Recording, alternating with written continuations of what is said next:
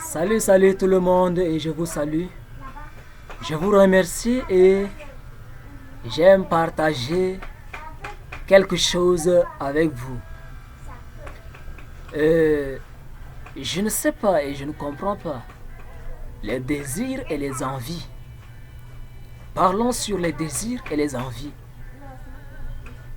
Euh, nous tous dans le monde, nous voyons ceux-là qui ont réussi, ceux-là qui ont bien construit, ceux-là qui roulent dans des grosses voitures et ceux-là qui ont réussi un peu de partout dans différents domaines. Et d'autres se mettent à les envier. On les envie et puis parfois même on parle en leur nom, par-ci, nanani, nanana, monté, descendu, est-ce que, tout ça. Vous-même vous savez, beaucoup on parle derrière ceux-là. C'est-à-dire on parle derrière ceux-là qui ont réussi. Est-ce que cette réussite-là, est-ce que ce qu'ils ont trouvé là, est-ce que... Laissez-moi vous dire une chose. Même s'ils ont réussi par comment, laissez-moi vous dire une chose. Au lieu d'envier la réussite, au lieu d'envier leur richesse, il faut plutôt envier leur sacrifice. Envions plutôt les sacrifices. Comment ils ont fait pour réussir? Comment la personne a fait pour réussir? Comment la personne a fait pour arriver à cela? Il faut envier plutôt le sacrifice et le travail.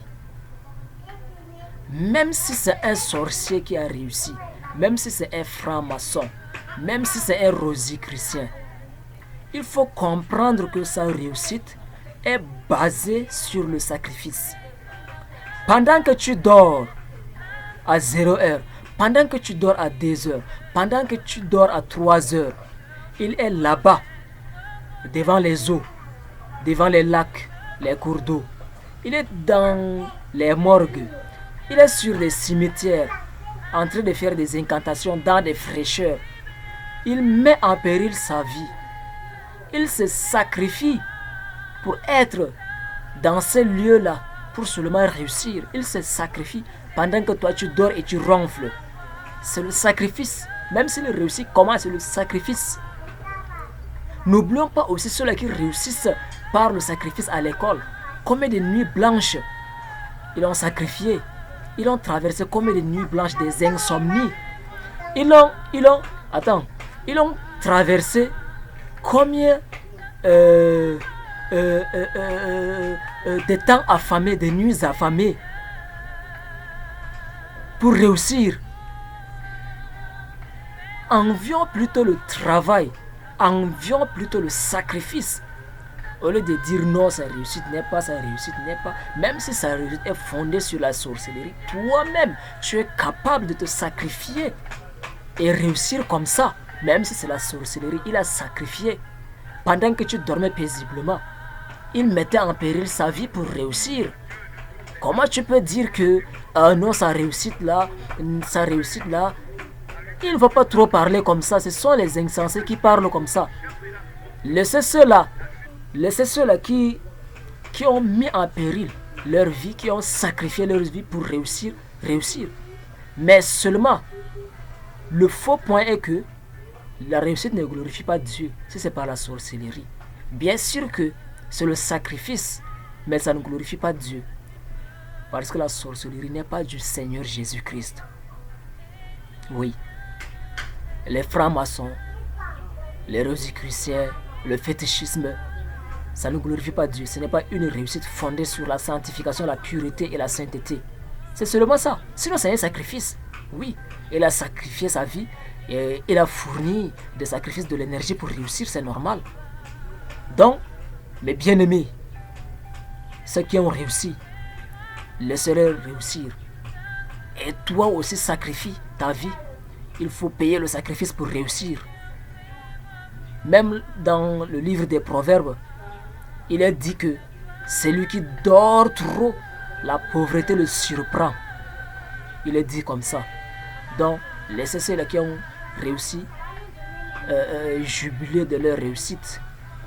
Et nous voyons des gens rouler dans des grosses voitures, on les envie. Mais pourtant, ils payent cher. Vous ne savez pas leur temps de pleurs, leur temps vraiment de tourment dans la vie. On le voit rouler comme ça, mais ils ne sont pas en paix. Donc, attention aux envies.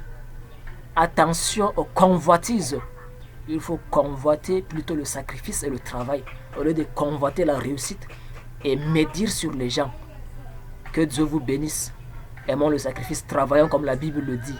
La Bible n'autorise pas la pauvreté, n'encourage pas la pauvreté. La Bible condamne la pauvreté. Celui qui a, même le peu qu'il a, sera retranché, donné pour être donné à celui qui a beaucoup.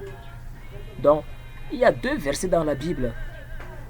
Oui, il y a 2 versets dans la Bible qui disent que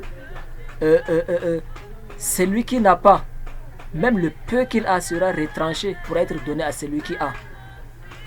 Et dans l'autre verset, il est dit que celui qui n'a pas aura. Oui, on donnera à celui qui n'a pas. Donc il faut méditer sur ces 2 versets-là pour voir si vous avez les références. Cherchez les références et cherchez aussi à méditer dessus. Et que Dieu vous bénisse. Convoitons le travail, convoitons le sacrifice. Mais n'envions pas les réussites et ne médisons pas sur les réussites des gens. Merci beaucoup et que Dieu vous bénisse. Amen.